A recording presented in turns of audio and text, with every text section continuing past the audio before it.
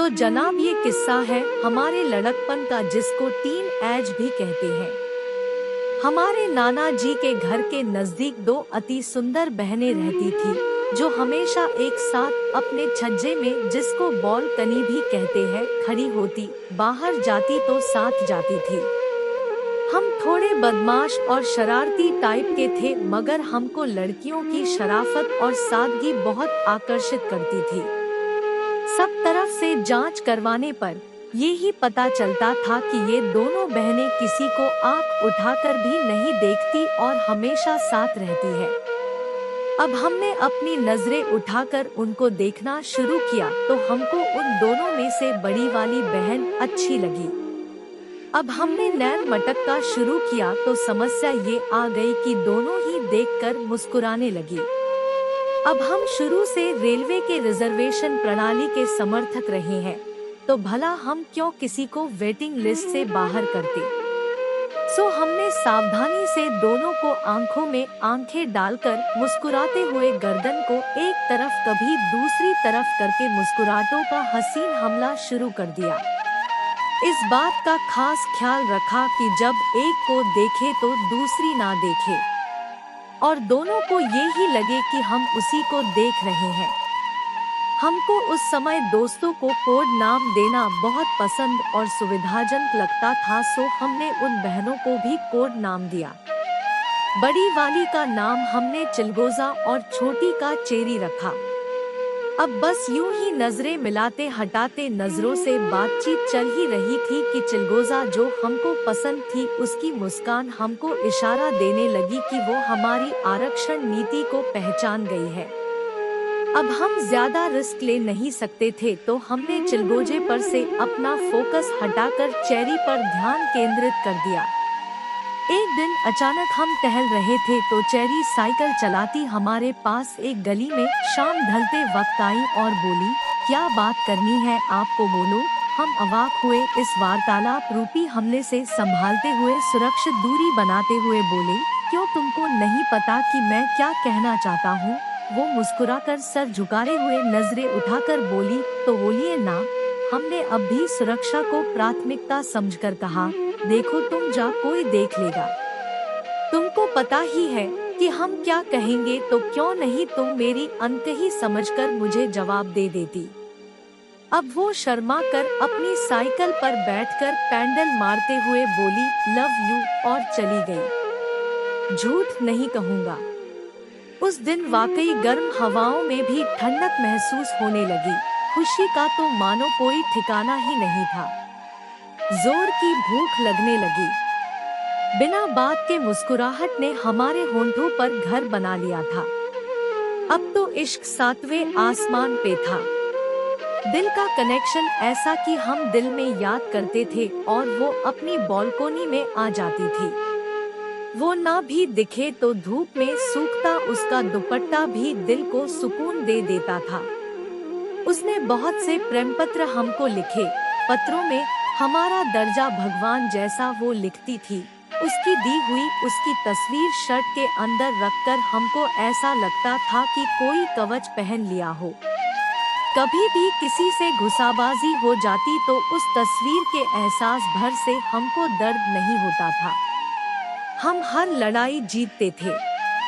हमने एक साथ जीवन जीने का कोई वादा कभी इसलिए नहीं किया क्योंकि एक दूसरे के बिना भी रहना पड़ सकता है, ये सोच ही नहीं आती थी। इसी दौरान हमारे नाना जी का देहांत हो गया और हमारा आना जाना और चेरी से मिलना कम हो गया।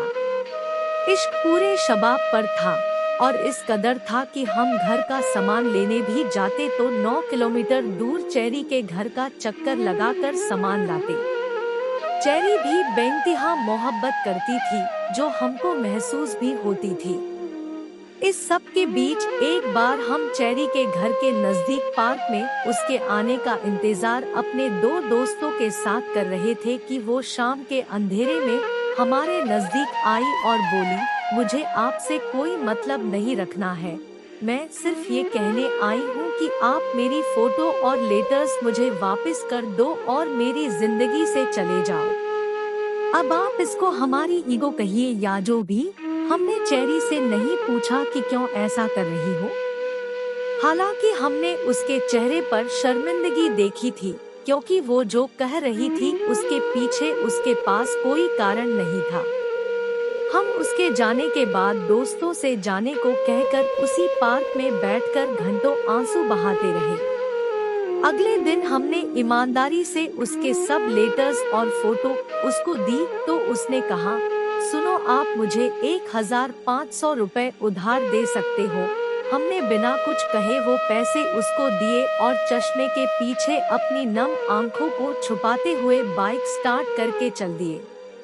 उसके बाद हमने उस गली की तरफ कभी मुड़कर नहीं देखा। हमको ऐसा धोखा मिला था जिसमें हमारी कोई गलती नहीं थी और ना ही हमको हमारी गलती बताई गई थी।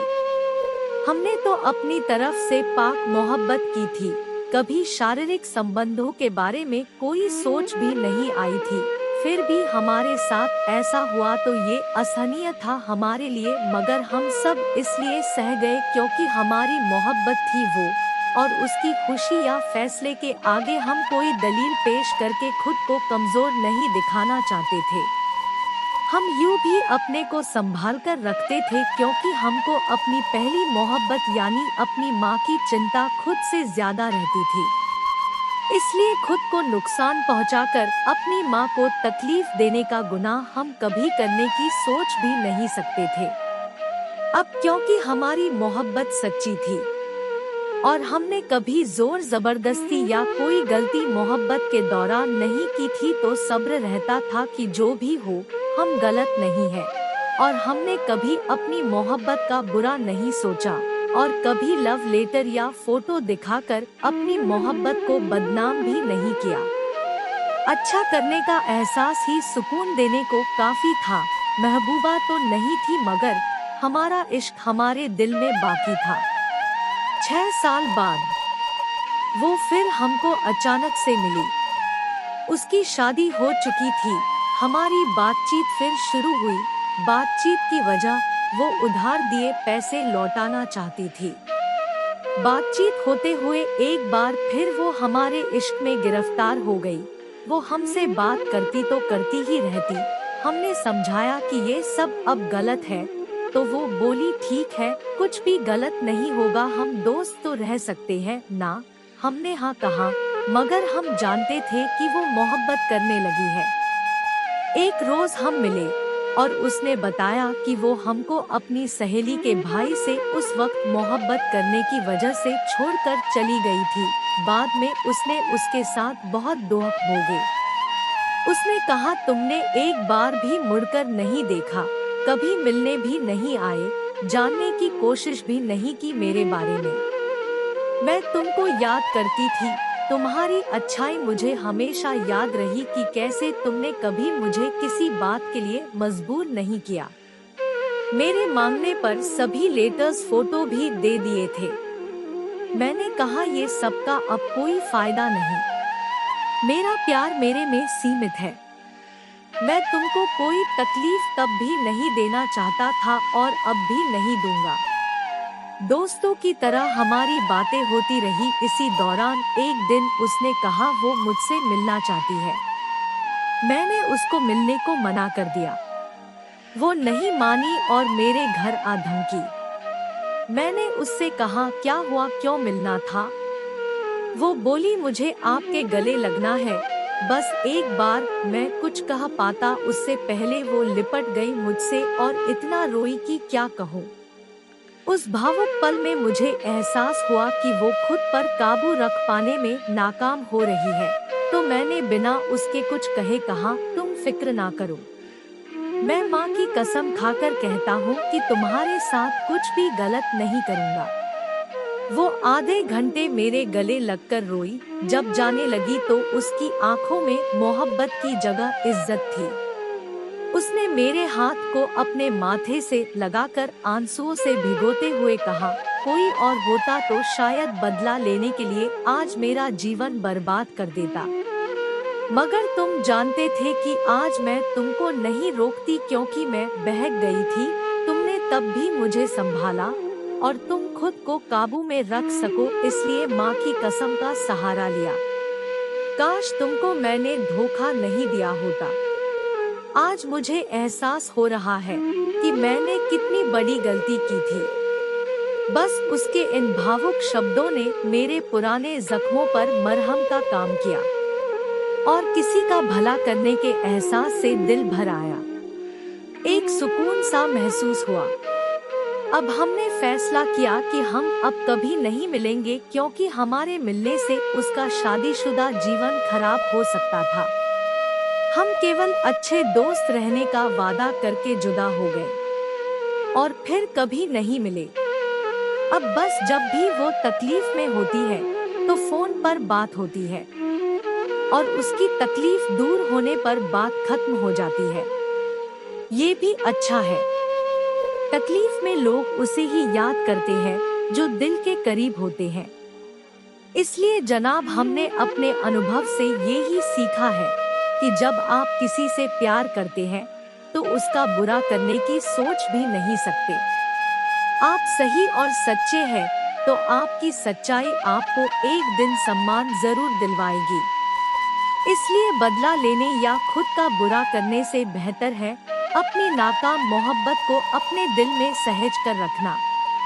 मोहब्बत से भी अगर कुछ बड़ा है तो वो है महबूबा से मोहब्बत के साथ इज्जत पाना।